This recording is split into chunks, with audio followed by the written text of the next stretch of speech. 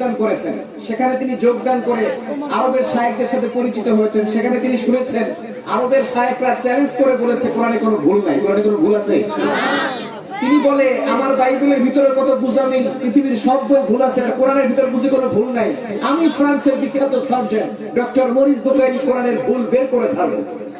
এবার কোরআনের ভুল বের করতে গিয়ে কোরআন খুলে দেখে কোরআন আরবি ভাষায় লেখা। কোন ভাষায়? কিন্তু সে তো আরবি বোঝে না। আরবের এক শায়েখের কাছে ফোন দিয়েছে, ফোন দিয়ে বলতেছে আমি তো আরবি শিখতে চাই। আরবের শায়েখ ভাবছে কোরআন বুঝার জন্য, আসলে সে আরবি শিখতে চায় কেন? কোরআনের ভুল ধরার জন্য, ঠিক কিনা? এবার আরবের শায়েখের কাছ থেকে কোরআন পড়া শিখেছে হেদায়েতের জন্য নয়, কোরআনের ভুল বের করার জন্য। এবার কোরআন পড়া যখন শিখেছে, বিসমিল্লাহির রহমানির রহিম থেকে শুরু করে মিনাল জিন্নাতি ওয়ান নাসের সিন পর্যন্ত যাই পড়ে তাই বোঝে। কিন্তু যতই পড়ে ততই অবাক হয়, যতই পড়ে ততই পাগল হয়ে যায়। সে বলে সাগর জলের কথা, মহাকাশের কথা, পাহাড়ের কথা, মরুভূমির কথা, অ্যাস্ট্রোলজি, কসমোলজি, ভুটানি, হিউম্যান অ্যানাটমির কথা, কোনো কথাই তো আল্লাহ কোরআনে বাকি রাখে নাই। কোন তথ্য উপাত্তের দিক থেকে আল্লাহর কোরআনে ডক্টর মরিস বুকাইলি একটা ভুল খুঁজে পায় নাই। বলেন সুবহানাল্লাহ। কনভার্টি মুসলিম হয়েছে, কালিমা পড়ে মুসলমান হয়ে নিজের নাম রেখে দিয়েছে সুলাইমান। সুবহানাল্লাহ ভাষায় গিয়ে বললেন, জোরে সোরে বলেন না সুবহানাল্লাহ। মুসলমান সুবহানাল্লাহ বলতে চায় না। এই সুবহানাল্লাহর এত দাম, কোন ব্যক্তি যদি একবার সুবহানাল্লাহ পাঠ করে আল্লাহ পাক রব্বুল আলামিন তার জন্য জান্নাতে একটা গাছ লাগায় দেয়। গাছ আরবের দ্রুতগামী ঘোড়া 500 বছর পর্যন্ত দৌড়াইলে ওই গাছের ছায়া শেষ হবে না। এজন্য সুবহানাল্লাহ বলার দরকার আছে না নাই? সুলাইমান আলাইহিস সালামের নাম শুনেছেন? নাম শুনেছেন না? সুলাইমান আলাইহিস সালাম একবার আল্লাহর কাছে দোয়া করেছেন, আল্লাহ লা ইয়ানবাগিহি আহাদিন মিন বাদি, আমাকে এমন একটা রাজত্ব দাও যেটা শুধু আমাকে দিবা, আর কাউকে দিবা। আল্লাহ পাক রব্বুল আলামিন বলেন, সুলাইমান দরখাস্ত মঞ্জুর, তবে তোমাকে শুধু মানুষের উপরে নয়, তামাম সৃষ্টি জগতের সকল সৃষ্টির উপরে তোমাকে রাজত্ব দিয়া দিলাম। জিন পরি দেও দানব পশু পাখি পিঁপড়া সহ সব সুলাইমান আলাইহিস সালামের অধীনে ছিল। কোরআন বলে ওয়াসাখখারনা লাহু রিহ, বাতাসও সুলাইমান আলাইহিস সালামের অধীনে ছিল। সুলাইমান আলাইহিস সালাম যদি কখনো কোথাও যাওয়ার জন্য ইচ্ছা করতেন, আমরা মাঝে মধ্যে বাধ্য হয়ে বিমানে উঠতে হয়। বিমানে সফর করেছেন অনেকে? এই বিমান বলেন আর রকেট বলেন, যাই বলেন, সুলাইমান আলাইহিস সালামের সর্বপ্রথম আল্লাহ পাক রব্বুল আলামিন এই ক্ষমতা দিয়েছিলেন। তিনি যদি কখনো কোথাও যাওয়ার জন্য ইচ্ছা করতেন, তাহলে তার এই সিংহাসন, মন্ত্রী পরিষদ, শান শৌকত, জিন পরি দেও দানব সবকিছু এক জায়গা থেকে অন্য জায়গায় বিমানের মতো উড়ে যেতে পারেন। সুবহানাল্লাহ। একবার তার সিংহাসন, মন্ত্রী পরিষদ সবকিছু এক জায়গা থেকে অন্য জায়গায় বিমানের মতো উড়ে যাচ্ছে। এমন সময় নিচ থেকে এক কৃষক এই সিংহাসন দেখে, মন্ত্রী পরিষদ দেখে মাথায় হাত দিয়ে বলতেছে সুবহানাল্লাহ। কি বলছে? একটা আওয়াজ দিয়ে বলেন না। বাতাস এই সুবহানাল্লাহর আওয়াজটা সুলাইমান আলাইহিস সালামের কান পর্যন্ত পৌঁছে গেছে। সুলাইমান আলাইহিস সালাম সিংহাসনকে বলছে, সিংহাসন এখানেই ল্যান্ড করো। যখন সিংহাসন নিচে নামছে, যে ব্যক্তি সুবহানাল্লাহ বলছিল তার কলিজায় পানি আছে। কি বলেন? কলিজায় পানি আছে? আপনাকে আলোচনা শুনতেছে? কেউ কোনো কথা বলেন না, আলোচনা মনোযোগ সহকারে শুনুন ইনশাআল্লাহ। ইকোটা একটু কমায় দেন, হালকা একটু কমিয়ে দেন। আলোচনা শুনুন ইনশাআল্লাহ, অল্প সময়ের ভিতরে শেষ করে দিব। আলোচনা ভালো লাগবে না, আস্তে করে বলবেন, 2-3 জন বলবেন, বাস মোনাজাত করে দিব। কেউ কোনো কথা বলবে না, শুধু আমি কথা বলবো, এবং যখন কথা বলতে বলবো তখন কথা বলবেন। ঠিক আছে তো ইনশাআল্লাহ? সুলাইমান আলাইহিস সালামকে দেখে, তার সিংহাসন দেখে কৃষক বলছে কি বলেন তো?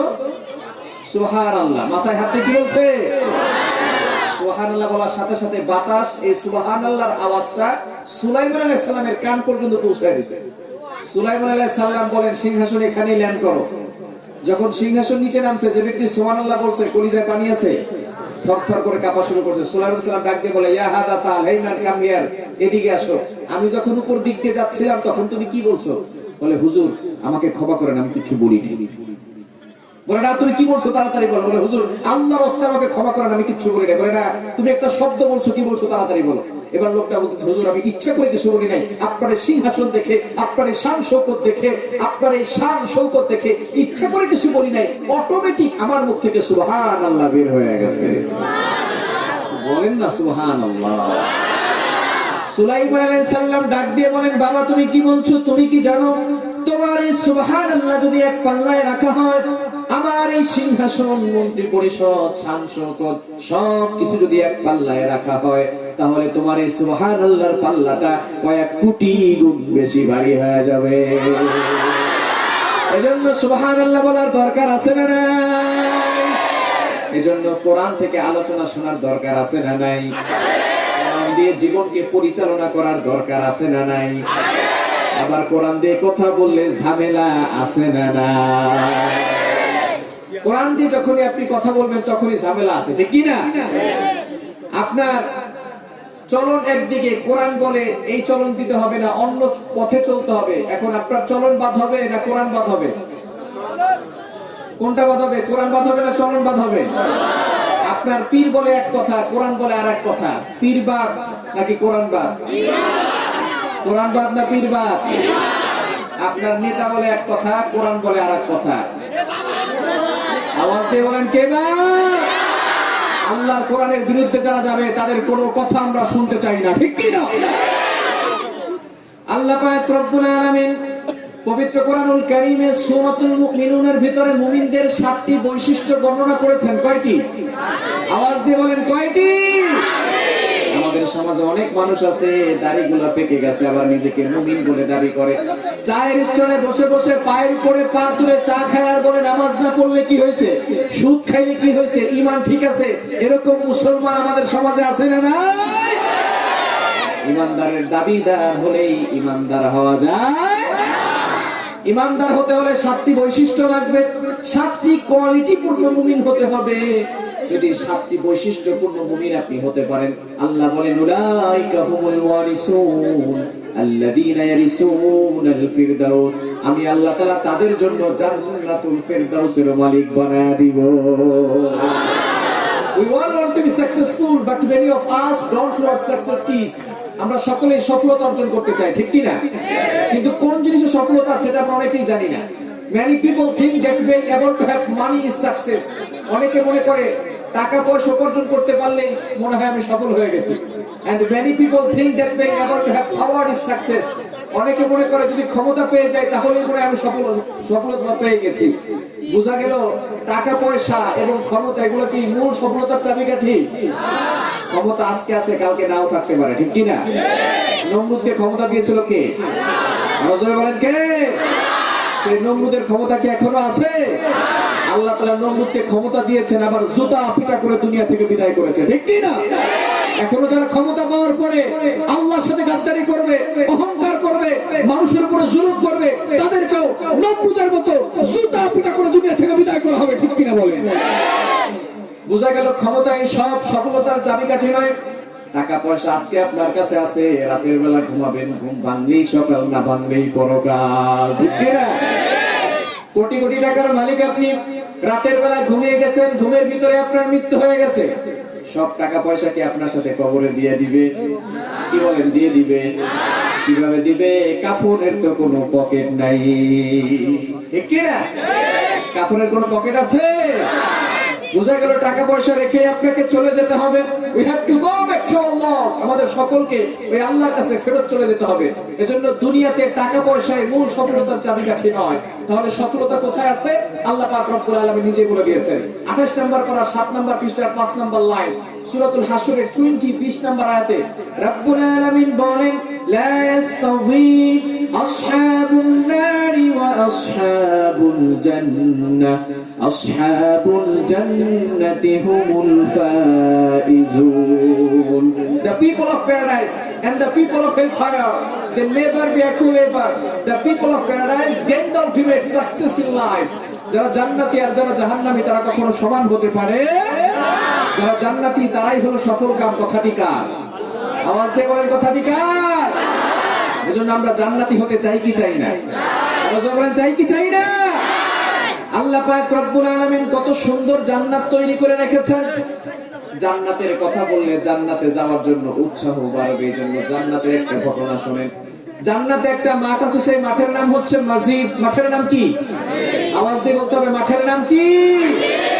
মসজিদ। সবাই একেবারে সাইলেন্ট মোডে থাকবেন, কেউ কোনো কথা বলবেন না। কথা বলে কিন্তু আলোচনা অন্যদিকে চলে যাবে। একবারে সবাই কানটাকে খরগোশের কানের মতো খাড়া করিয়ে দিলের কান দিয়ে আমার আলোচনাগুলো শুনেন, ইনশাআল্লাহ ভালো লাগবে। জান্নাতে একটা মাঠ আছে, মাঠের নাম কি? আরো জোরে বলেন। আল্লাহ পাক রব্বুল আলামিন এই ব্যাপারে আয়াত নাযিল করে দিয়েছেন। 26 নম্বর পারা 19 নম্বর পৃষ্ঠার 1 নম্বর লাইন সূরা কফের 35 নম্বর আয়াতে আল্লাহ তাআলা বলেন, লাকুম মা ইয়াশাউনা ফিহা ওয়া লাদাইনা মাযীদ। জান্নাতে একটা মাঠ আছে, মাঠের নাম কি? জিবরাইল আলাইহিস সালাম একবার বললেন, হে আল্লাহ, আমি জান্নাত দেখতে চাই। আল্লাহ পাক রব্বুল আলামিন জিবরাইল আলাইহিস সালামকে জান্নাত দেখার জন্য পারমিশন দিয়ে দিলেন। একটু আওয়াজ দিয়ে বলেন তো, জিবরাইল আলাইহিস সালামের শক্তি কম না বেশি? আরো জোরে বলেন, কম না বেশি? কেমন বেশি? একটা ঘটনা শুনলে বুঝতে পারবেন। আমরা অনেক সময় কুরবানির সময় পশু জবাই করি, ঠিক কি না? আল্লাহু আকবার বলার কয় ঘন্টা পরে পশু জবাই করি বলেন তো? আল্লাহু আকবার বলা শেষ, কয় ঘন্টা পরে পশু জবাই করে? সাথে সাথে না? ইব্রাহিম আলাইহিস সালাম তার সন্তান ইসমাঈল আলাইহিস সালামকে জবাই করার জন্য প্রস্তুত হয়ে গেছেন। আল্লাহু আকবার বলা শেষ, এমন সময় আল্লাহ পাক রব্বুল আলামিন জিবরাইল আলাইহিস সালামকে ডাক দিয়ে বলেছেন, জিবরাইল, আমি কিন্তু আমার ইব্রাহিমকে পরীক্ষা করতে চাই, আমি কিন্তু আমার ইসমাঈলকে জবাই করতে চাই না, তুমি তাড়াতাড়ি যাও, জান্নাত থেকে দুম বানিয়ে দুনিয়াতে গিয়ে ইব্রাহিম আলাইহিস সালামের শরীরের নিচে দুম্বা রেখে দাও। বলেন সুবহানাল্লাহ। এখন শুনলে বুঝতে পারবেন তখন জিবরাইল আলাইহিস সালাম কোথায় ছিলেন। জিবরাইল আলাইহিস সালাম ছিলেন সিদরাতুল মুনতাহায়। বিজ্ঞান বলছে বর্তমানে আমরা যে পৃথিবীতে বসবাস করছি এটা হচ্ছে 20 কোটি বর্গ মাইলের পৃথিবী। 20 কোটি বর্গ মাইলের ভিতরে 30% শুধু মাটি আর বাকি 70% শুধু পানি। সুবহানাল্লাহ বলতে বলেন না? আমাদের পাশে একটা গ্রহ আছে মঙ্গল গ্রহ, যারা সায়েন্স নিয়ে পড়াশোনা করেছে তারা জানে। পার্শ্ববর্তী গ্রহের নাম কি? মঙ্গল গ্রহ। এটা নাম শুনেছেন অনেকে? এরকম কয়েকটি গ্রহ এবং উপগ্রহ মিলে একটা সৌরজগৎ গঠিত হয়। বিজ্ঞান বলছে 15,000 কোটির অধিক সৌরজগৎ মিলে একটা গ্যালাক্সি গঠিত হয়। 15,000 কোটির অধিক গ্যালাক্সি মিলে একটা গ্যালাক্সি গুচ্ছ গঠিত হয়। 15,000 কোটির অধিক গ্যালাক্সি গুচ্ছ মিলে একটা মহা গ্যালাক্সি গঠিত হয়। বিজ্ঞান সেই মহা গ্যালাক্সি পর্যন্ত চলে গেছে, আজ পর্যন্ত আসমানের কোনো কুল কিনারা খুঁজে পায় নাই। বলেন সুবহানাল্লাহ। আবার আমরা সূর্য দেখি, আমাদের দুই হাতের মাঝখানে কেমন যেন সূর্যটা লেগে যাবে, কিন্তু বিজ্ঞান বলে একটা সূর্য এতটা বড়, পৃথিবী থেকে 13 লক্ষ গুণ বড়। বলেন সুবহানাল্লাহ। আবার রাতের বেলা তারকা দেখি, ছোট্ট ছোট্ট তারকা, স্টার দেখি, তারকা দেখি। বিজ্ঞান বলছে বিশাল বড় বড় তারকা আল্লাহ তাআলা সাজিয়েছেন, এক একটা তারকা পৃথিবী থেকে 29 লক্ষ গুণ বড়। বলেন সুবহানাল্লাহ। এই তারকা বলেন, চন্দ্র বলেন, সূর্য বলেন, সবকিছু আল্লাহ পাক রব্বুল আলামিন প্রথম আসমানের নিচে তার বান্দাদের জন্য সাজিয়ে রেখেছেন। বলেন সুবহানাল্লাহ। দারিমি শরীফের ভিতরে একটা হাদিস এসেছে, দ্বিতীয় আসমানের কাছে প্রথম আসমানটা কতটা ছোট, বিশাল বড় মরুভূমির মাঝখানে যদি ছোট্ট একটা আংটি ফেলে দেওয়া হয়, তাহলে মরুভূমির মাঝখানে আংটিটা যতটা ছোট, দ্বিতীয় আসমানের কাছে প্রথম আসমানটা ততটা ছোট। ঠিক ততভাবে তৃতীয় আসমানের কাছে দ্বিতীয় আসমানটা ছোট্ট একটা আংটির মতো, চতুর্থ আসমানের কাছে তৃতীয় আসমানটা ছোট্ট একটা আংটির মতো, পঞ্চম আসমানের কাছে চতুর্থ আসমানটা ছোট্ট একটা আংটির মতো। এভাবে আল্লাহ পাক রব্বুল আলামিন একটা দুইটা নয়, সূরা মুলকের ভিতরে বলেন, আল্লাযী খালাকা সাবআ সামাওয়াতিন তিবাকা, আমি আল্লাহ তাআলা মানুষের জন্য 7টি আসমান তৈরি করেছি। বলেন সুবহানাল্লাহ। এই বিশাল বড় পৃথিবীর পরে 7টি আসমানের পরে হলো সিদরাতুল মুনতাহা। এমন সময় আল্লাহ পাক রব্বুল আলামিন ইব্রাহিম আলাইহিস সালাম যখন তার সন্তানকে জবাই করবে, তখন আল্লাহু আকবার বলা শেষ, সন্তানকে জবাই করবে। এমন সময় আল্লাহ পাক রব্বুল আলামিন অর্ডার করছে, জিবরাইল, আমি কিন্তু আমার ইব্রাহিমকে পরীক্ষা করতে চাই, তাড়াতাড়ি তুমি জান্নাতে যাও, জান্নাত থেকে দুম বানিয়ে তারপরে তুমি দুনিয়াতে যাও। জিবরাইল আলাইহিস সালাম বলেন, ইয়া রাসূলুল্লাহ, ইয়া হাবিবাল্লাহ, এই আদেশ পাওয়ার সাথে সাথে আমার শরীরের প্রত্যেকটা পশম দাঁড়িয়ে গেছে। শুধু তাই নয়, আমার শরীর থেকে ঘাম বের হওয়া শুরু হয়ে গেছে। জিবরাইল আলাইহিস সালামের কি পরিমাণ শক্তি! একবার নবীজি সাল্লাল্লাহু আলাইহি ওয়াসাল্লাম বললেন, ইয়া জিবরাইল, আমি আপনাকে দেখতে চাই। জিবরাইল আলাইহিস সালাম বলেন, ইয়া রাসূলুল্লাহ, আপনি তো দেখলে আমাকে ভয় পাবেন। নবীজি বললেন, না, ভয় পাবো না, দেখা দেন। এবার জিবরাইল আলাইহিস সালাম গায়েব হয়ে গেলেন, অদৃশ্য হয়ে গেলেন। আসমান থেকে একটা কালো পর্দা নামতে নামতে পুরো পৃথিবী ভরাট হয়ে গেছে, ডান বামে কোনো জায়গা নাই, জমিনে এসে লেগে গেছে, আবার সেটা উঠে গেছে। আবার জিবরাইল আলাইহিস সালাম এসে বললেন, ইয়া রাসূলুল্লাহ, ইয়া হাবিবাল্লাহ, কি দেখলেন? বলে, শুধু একটা কালো পর্দা দেখেছি, পুরো পৃথিবী অন্ধকার হয়ে গেছে, পুরো পৃথিবী ভরাট হয়ে গেছে। জিবরাইল আলাইহিস সালাম বললেন, ইয়া রাসূলুল্লাহ, ইয়া হাবিবাল্লাহ, এটা আমার একটা মাত্র পাখা, আমি আসমান থেকে ছেড়ে দিয়েছি, পুরো পৃথিবী ভরাট হয়ে গেছে। এরকম পাখা আল্লাহ আমাকে একটা নয়, দুইটা নয়, 600 পাখা দিয়েছে। বলেন সুবহানাল্লাহ।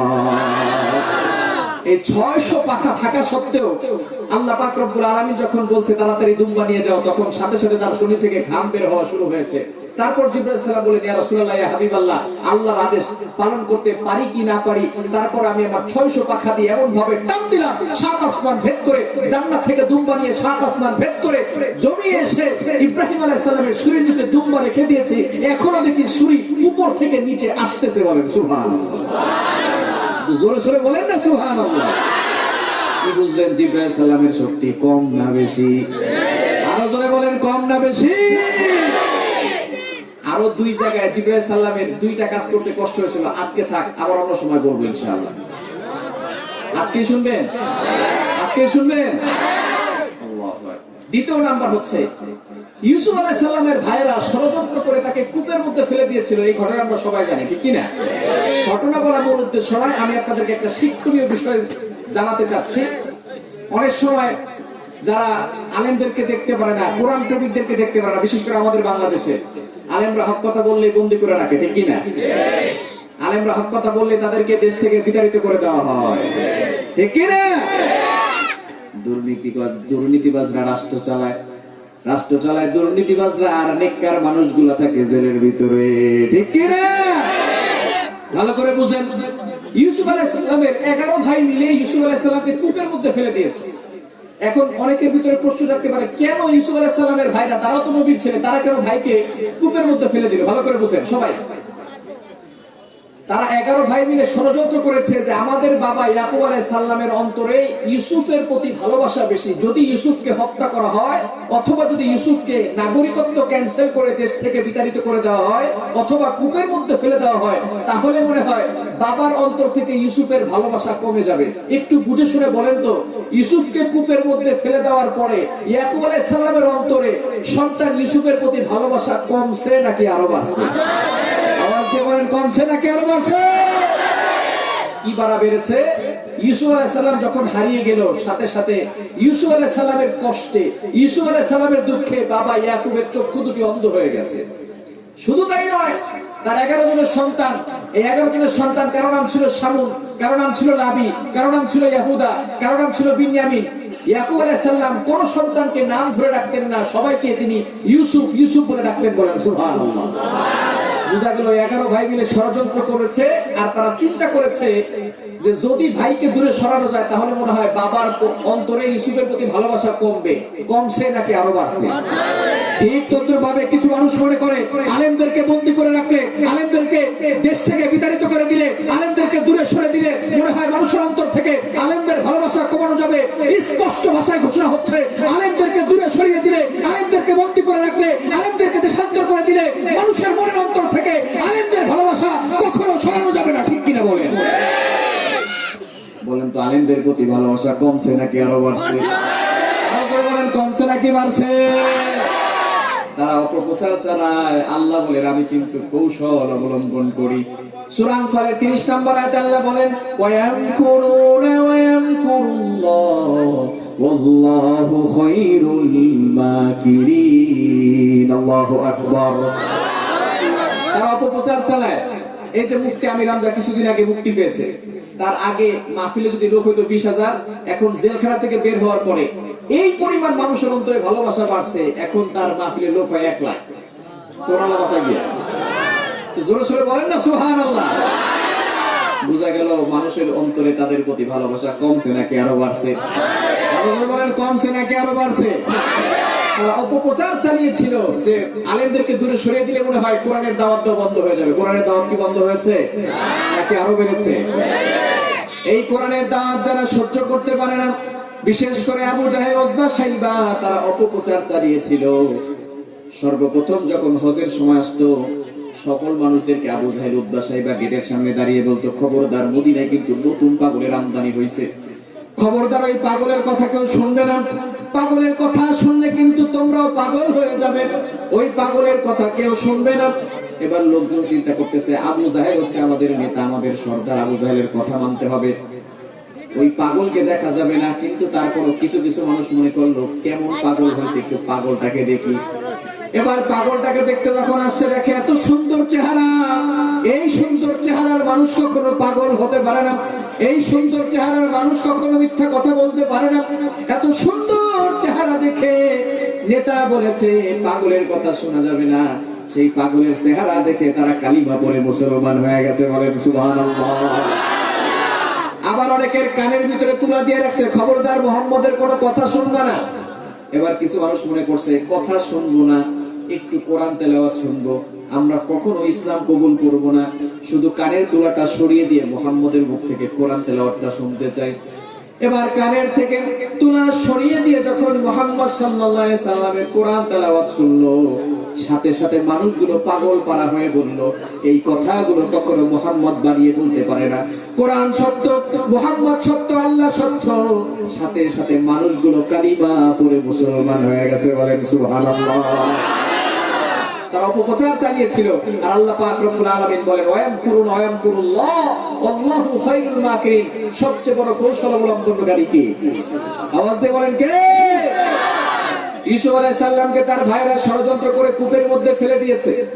এখন বলেন তো, কূপে, যেই কূপের মধ্যে ফেলে দিয়েছিল, কিনারের সেই কূপে তেমন পানি ছিল না, পুরাতন কূপ। এখন সে নিচে যদি পড়ে, নিচে ছিল বড় বড় পাথর, নবী হোক আর ওলি হোক, নিচে পড়লে মাথা ফাটবে কি ফাটবে না? আরো জোরে বলেন, ফাটবে কি ফাটবে না? নিচে ফেলে দিয়েছে ভাইয়েরা ষড়যন্ত্র করে। বলেন তো, পড়তে পড়তে, নিচে পড়তে পড়তে ইউসুফ আলাইহিস সালামের কয়দিন সময় লাগবে? কয়দিন সময় লাগবে? সাথে সাথে পড়ে যাবে না? এমন সময় আল্লাহ পাক রব্বুল আলামিন জিবরাইল সালামকে ডাক দিয়ে বলে, জিবরাইল, আমি কিন্তু আমার ইউসুফকে পরীক্ষা করতে চাই, আমার ইউসুফ যদি নিচে পড়ে যায় তাহলে কিন্তু বিপদে পড়ে যাবে। আমার ইউসুফ কূপের নিচে পড়ার আগে তুমি দুনিয়াতে যাও, কেন সেই কূপের কাছে গিয়ে তুমি তোমার নূরের পাখা পিছিয়ে দাও, বলেন সুবহানাল্লাহ। জিবরাইল সাল্লাল্লাহু বলেন, ইয়া রাসূলুল্লাহ, ইয়া হাবিবাল্লাহ, আমি কোথায় সিদরাতুল মুনতাহায়, আর কোথায় সেই ইউসুফ আলাইহিস সালামকে কূপের মধ্যে ফেলে দেওয়া হয়েছে, অলরেডি ফেলে দিয়েছে। এমন সময় আমি চিন্তা করছি, আল্লাহ তাআলা যে আদেশ সেটা আমি পালন করতে পারবো নাকি পারবো না। আমার শরীরের প্রত্যেকটা পশম দাঁড়িয়ে গেছে, সেখান থেকে ঘাম বের হওয়া শুরু হয়ে গেছে। তারপর আমি আমার 600 পাখা দিয়ে এমন ভাবে টান দিলাম, 7 আসমান ভেদ করে কেরানের সেই কূপের কাছে গিয়ে আমি আমার নূরের পাখা বিছিয়ে দিলাম। এখনো দেখি ইউসুফ আলাইহিস সালাম উপর থেকে নিচে পড়তেছে, বলেন সুবহানাল্লাহ। কি বুঝলেন? জিবরাইল সালামের শক্তি কম না বেশি? আরো জোরে বলেন, কম না বেশি? এবার হাতের উপরে পড়ার পরে দেখি ইউসুফ আলাইহিস সালাম উলঙ্গ। ইউসুফ আলাইহিস সালাম কি ছিলেন? এখন অনেকের ভিতরে প্রশ্ন জাগতে পারে, হুজুর ইউসুফ আলাইহিস সালাম আবার উলঙ্গ হলেন কেমনে? তার 11 ভাই কতটা বিচক্ষণ ছিল, ভালো করে বুঝেন। 11 ভাই কতটা বিচক্ষণ ছিল, কতটা মেধাবী ছিল। ইউসুফ আলাইহিস সালামের শরীর থেকে কাপড়গুলো খুলে নিয়েছে। শুধু তাই না, একটা বকরি জবাই করে সেই রক্তগুলো কাপড়ে লাগাইছে, যাতে করে বাবাকে গিয়ে বলতে পারে যে আমাদের ভাই ইউসুফকে নেকড়ে বাঘ খেয়ে ফেলেছে। এই যে দেখো রক্ত লাগানো আছে। দেখবেন এই যে 11 ভাই মিলে আল্লাহ তাআলা কোরআনের কথা, বিদামিন কাদিবিন, মিথ্যা কান্না, অ্যাক্টিং করে কান্না আছে না নাই? কান্না হলো দুই প্রকার, একটা হলো সত্যিকারের কান্না, আর একটা হলো অ্যাক্টিং করে কান্না। এই অ্যাক্টিং এর কান্না মাঝে মধ্যে বউ কাঁদে, দেখবেন, ঠিক কি না? এবার 11 ভাই মিলে বিদামিন কাদিবিন অ্যাক্টিং করে মিথ্যা কান্না করতেছে, আর বাবার সামনে গিয়ে বলতেছে যে আমাদের ভাই ইউসুফকে নেকড়ে বাঘ খেয়ে ফেলেছে। এবার ইয়াকুব আলাইহিস সালাম জামাটাকে যখন এভাবে ধরছে, দেখে জামার কোথাও ছিঁড়া নাই। ইয়াকুব আলাইহিস সালাম বলতেছে, কেমন বাঘে আমার ইউসুফরে খাইলো রে, ভিতর থেকে ইউসুফরে নিয়ে গেছে, জামা কোথাও ছেড়ে নাই। বলেন তো, ইয়াকুব আলাইহিস সালামের বুঝতে কি আর বাকি আছে যে আমার ইউসুফকে বাঘে খায় নাই? বুঝতে বাকি আছে? বুঝা গেল তারা 11 ভাই খুবই বিচক্ষণ ছিল এবং মেধাবী ছিল। তারা এটাও জানে যে বাঘে খেলে রক্ত লাগে, এবং এটাও জানে বাঘে খেলে জামা কাপড়ও ছিঁড়ে যায়। তারা এই কাজটা করতে, জামাটা ছিঁড়তে তারা ভুলে গিয়েছিল, তারা ভুলে নাই, আল্লাহ ভুলিয়ে দিয়েছে। ঠিক তদ্রুপ ভাবে দুনিয়ার ভিতরে যত খুন হবে, খুনি যত মেধাবী হোক, যত বিচক্ষণ হোক, যত শক্তিশালী হোক, তারা একটা না একটা ভুল করবেই করবে। সে নিজে করবে না, আল্লাহ এই ভুল করিয়ে দিবেন। সুতরাং আমাদের প্রশাসন যদি সৎ হয়, একটা খুনও গোপন থাকতে পারবে না, ঠিক কি না? এবার ইউসুফ আলাইহিস সালামকে যখন নূরের পাখা দিয়ে জিবরাইল আলাইহিস সালাম ধরলেন, ধরার পরে বলতেছেন, আপনি উলঙ্গ কেন? আল্লাহ পাক রব্বুল আলামিন বলেন, জিবরাইল বারবার এক কথা বইলো না, দেখো আমার ইউসুফের গলার ভিতরে একটা কবজ আছে, সেই কবজের ভিতরে একটা পাঞ্জাবি আছে, পাঞ্জাবিটা বের করে আমার ইউসুফকে পরায়া দাও, বলেন সুবহানাল্লাহ। এখন আবার অনেকের ভিতরে প্রশ্ন জাগবে, হুজুর এখানে পাঞ্জাবি আসলে কোথা থেকে? ঠিক কি না? ভালো করে শুনেন, ইব্রাহিম আলাইহিস সালামকে যখন নমরুদ আগুনে নিক্ষেপ করতে চেয়েছে, এমন সময় নমরুদ ইব্রাহিম আলাইহিস সালামকে উলঙ্গ করতে চেয়েছিল। ইব্রাহিম আলাইহিস সালাম আল্লাহর কাছে দোয়া করেছেন, আল্লাহ তোমার জন্য 1000 বার জীবন দিতে পারি, 1000 বার তোমার জন্য শহীদ হতে পারি, তোমার জন্য 1,00,000 বার আগুনে ঝাঁপ দিতে পারি, কিন্তু বাবা মার সামনে উলঙ্গ করা হবে এটা লজ্জাজনক বিষয়, এটা বরদাস্ত করতে পারবো না, কেননা নবীরা খুব লাজুক ছিলেন, ঠিক কিনা? তিনি দোয়া করেছেন, আল্লাহ বাবা মার সামনে আমাকে উলঙ্গ করা হবে, এটা খুবই লজ্জাজনক বিষয়, তোমার জন্য জীবন দিতে কোনো সমস্যা নাই, 1000 বার রূহটাকে দিবা, 1000 বার এই রূহটাকে তোমার জন্য বিলীন করে দিব, কিন্তু লজ্জার বিষয় হলো বাবা মার সামনে উলঙ্গ করা হবে। এই কথা শোনার সাথে সাথে আল্লাহ পাক রব্বুল আলামিন জিবরাইল আলাইহিস সালামের মাধ্যমে জান্নাত থেকে একটা জামা পাঠিয়ে দিয়েছেন, বলেন সুবহানাল্লাহ। এই জামাটা আমার বড় চমৎকার জামা, এটা ওয়াটারপ্রুফ নয়, এটা হচ্ছে ফায়ার প্রুফ, যেই জামা গায়ে দিলে আগুন স্পর্শ করতে পারে। ইব্রাহিম আলাইহিস সালাম যখন বৃদ্ধ হয়ে গেছেন, তার নাতিরা তাকে জিজ্ঞেস করেছেন, দাদা আপনাকে তো আল্লাহ অনেক পরীক্ষা নিয়েছেন, কোন জায়গায় আপনি দুনিয়াতে সবচেয়ে বেশি সুখে ছিলেন, সবচেয়ে বেশি শান্তিতে ছিলেন? ইব্রাহিম আলাইহিস সালাম বলেন, নাতিরা ভালো করে শোনো, দুনিয়াতে আল্লাহ আমাকে অনেক পরীক্ষা নিয়েছেন, অনেক পরীক্ষা আমাকে দিতে হয়েছে। দুনিয়ার ভিতরে নমরুদ আমাকে আগুনে নিক্ষেপ করেছিল 40 দিন, এই 40 দিনে এমন সুখ আমি দুনিয়াতে পেয়েছি, কেমন যেন দুনিয়াতেই আমি জান্নাতের সুখ পেয়ে গেছি, বলেন সুবহানাল্লাহ। ইব্রাহিম আলাইহিস সালাম ওই যে জান্নাতি জামাটা তিনি তার সন্তান ইয়াকুব ইসহাক আলাইহিস সালামকে দিয়েছেন, ইসহাক আলাইহিস সালাম এই জামাটা তার সন্তান ইয়াকুব আলাইহিস সালামকে দিয়েছেন। ইয়াকুব আলাইহিস সালাম জান্নাতি জামা তো ভাঁজ করতে করতে অনেক ছোট হয়, আবার অনেক বড় হয়, ভাঁজ করতে করতে ছোট করে এটা একটা কবজের ভিতরে ভরে দিয়ে ইসুফ আলাইহিস সালামের গলার ভিতরে ঝুলিয়ে দিয়ে বলছে, আল্লাহ যেই জামা ইব্রাহিম আলাইহিস সালামের গায়ে লেগেছে, যেই জামা ইসহাক আলাইহিস সালামের গায়ে লেগেছে, এই জামার বরকতে তুমি আমার ইউসুফকে হেফাজত করো, বলেন সুবহানাল্লাহ। সুতরাং বলেন তো, ইউসুফ আলাইহিস সালামকে আল্লাহর অর্ডারে জিবরাইল আলাইহিস সালাম হেফাজত করেছিলেন, জিবরাইল আলাইহিস সালামের শক্তি কম না বেশি? আরো জোরে বলেন, কম না বেশি? দ্বিতীয় নাম্বার, নবীজি সাল্লাল্লাহু আলাইহি সাল্লাম যখন তায়েফ ইসলামের দাওয়াত দিতে গেলেন, কালিমার দাওয়াত দিতে গেলেন, তায়েফবাসীর আমার নবীর উপরে একবার নয়, দুইবার নয়, টানা তিনবার আমার নবীর উপরে অ্যাটাক করেছে, নবীর উপরে আঘাত করেছে। যেই নবীর গায়ে মশা মাছি পর্যন্ত বসা হারাম ছিল, সেই নবীর গায়ে একবার নয়, দুইবার নয়, তিনবার নবীকে রক্তাক্ত করা হয়েছে। এই নবী তার উম্মতের জন্য কষ্ট কম করছে না বেশি করছে? আরো যারা বলেন, কষ্ট কম করেছে না বেশি করেছে? কিভাবে উম্মত জান্নাতে যাবে, কিভাবে উম্মত জাহান্নাম থেকে মুক্তি পাবে, এই জন্য নবীজি সাল্লাল্লাহু আলাইহি সাল্লাম দিনের পর দিন দিনই দাওয়াত দিয়েছেন। হাজারো ব্যথা বেদনার পরে ফিরে আসনি তুমি আপন ঘরে, দিনের আলো তুমি ছড়িয়ে দিতে, চলে গেলে মদিনায় মক্কা ছেড়ে, হে রাসূল তোমাকে ভুলি আমি কেমন করে, হে রাসূল তোমাকে ভুলি আমি কেমন করে, ঠিক কি না? ওই রাসূলকে ভোলা যাবে? নবীজির প্রতি মহব্বত রাখতে হবে, নবীজিকে ভালোবাসতে হবে। কিছু মানুষ দেখবেন তারা লাইভে টক শোতে নবীর বিরুদ্ধে কথা বলে, আছে না নাই? আরো জোরে বলেন। লাইভে এসে টক শোতে বসে নবীর বিরুদ্ধে কথা বলে, নবীর স্ত্রীদের বিরুদ্ধে কথা বলে, ইসলামকে নিয়ে কটূক্তি করে।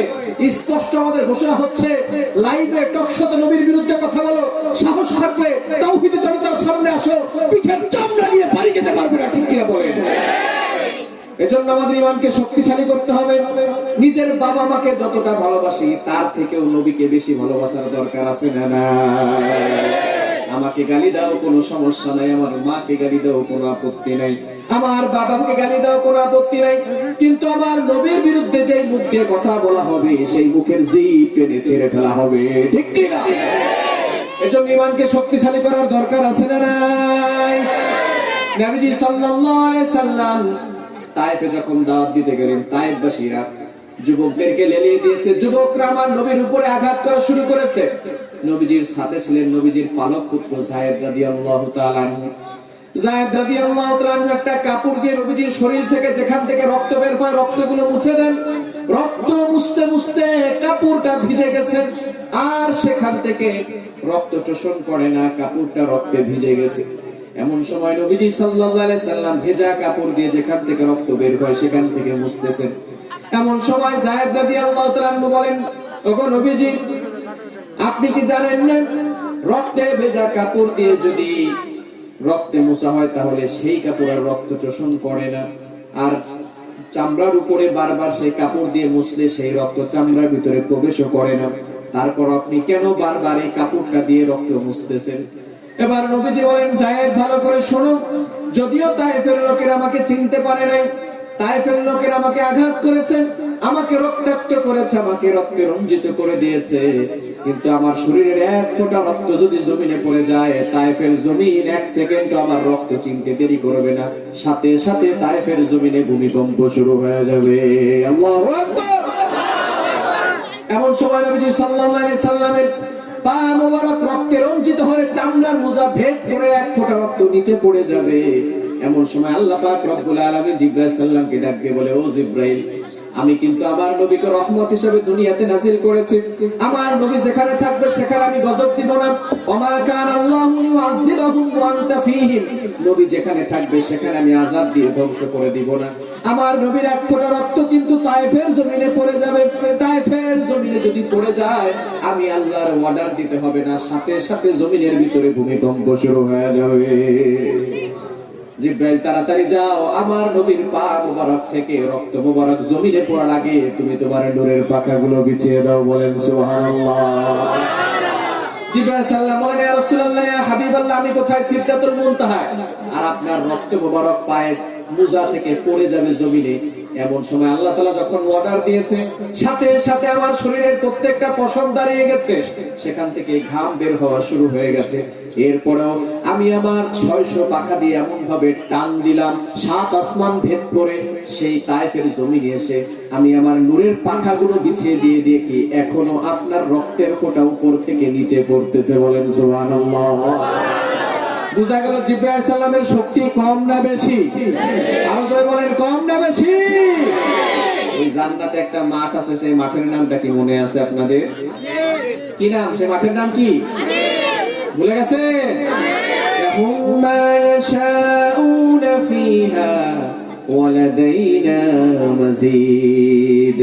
জিবরাইল সাল্লাম বলেন, আল্লাহ আমি জান্নাত দেখতে চাই।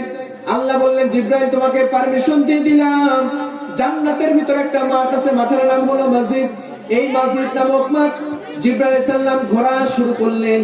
জিবরাইল সাল্লাম বলেন, ইয়া রাসূলুল্লাহ, ইয়া হাবিবাল্লাহ, আমি জিবরাইলের ঘুম নাই, আমি জিবরাইলের খাওয়া দাওয়ার প্রয়োজন হয় না, আমি জিবরাইলের পেশাব পায়খানা নাই, আমি জিবরাইলের বিশ্রাম নেওয়ার কোনো প্রয়োজন হয় না। আমি সেই মসজিদ নামক মাঠে 1 ঘন্টা নয়, 1 দিন নয়, 1 সপ্তাহ নয়, 1 মাস নয়, 1 বছর নয়, টানা 70,000 বছর ধরে আমার 600 পাখা দিয়ে ওরা শুরু করলাম, কিন্তু এই জান্নাতের মসজিদ নামক মাঠের কোনো কুল কিনারা খুঁজে পাই নাই। সুবহানাল্লাহ বলেন না একটু জোরে শুনে? বুঝা গেল জান্নাতের সেই মসজিদ নামক মাঠটা ছোট না বড়? আওয়াজ দিয়ে বলেন, ছোট না বড়? এই মসজিদ নামক মাঠ যদি এত বড় হয়, আল্লাহ তাআলা জান্নাত কত বড় বানাইছেন, যে আল্লাহ এত বড় জান্নাত বানাইছেন, সেই আল্লাহ কত বড়? বলেন আল্লাহু আকবার। তাহলে মুমিনদের কয়টি বৈশিষ্ট্য? আরো জোরে বলেন, কয়টি? 7টি বৈশিষ্ট্য। কয়টি? 7টি বৈশিষ্ট্য আমরা আজকে আলোচনা শুনে বাড়িতে যেতে পারবো তো ইনশাআল্লাহ? অনেক উঠা বসা করতেছেন, কেউ উঠা বসা করবেন না। অল্প সময়ের ভিতরে এই 7টি মুমিনদের বৈশিষ্ট্য বলে আমার আলোচনা শেষ করবো, থাকবো তো ইনশাআল্লাহ? 50% আলোচনা শুনে কারা কারা উঠে যাবেন হাত তুলে দেখান। মাশাআল্লাহ, অ্যাক্টিভ আছে। লিল্লাহি তাকবীর, লিল্লাহি তাকবীর। কত পার্সেন্ট শুনবো? কত পার্সেন্ট? 100% কারা কারা শুনবেন? লিল্লাহি তাকবীর, লিল্লাহি তাকবীর, লিল্লাহি তাকবীর। আল্লাহ তাআলা আমাদের সকলকে কবুল করেন, সকলে বলেন আমিন। আল্লাহ পাক রব্বুল আলামিন বলেন, ক্বাদ আফলাহাল মুমিনুন, সফল হয়েছে তারা, মুমিন হয়েছে যারা। মুমিন হওয়ার দরকার আছে না নাই? এখন অনেকে বলে, হুজুর পিতা মাতার ওয়াজ করেন, হুজুর আমাদেরকে নামাজের ওয়াজ করেন। আগে ইমানের ভিতরে যদি ভেজাল ঢুকে, ইমান ঠিক করার দরকার আছে না নাই? আমাদের বলেন, আছে না নাই? ক্যান্সার রোগ হয়েছে, কিডনিতে সমস্যা, ঠান্ডার মেডিসিন দিলে কোনো ফায়দা হবে? রোগ হয়েছে ক্যান্সার,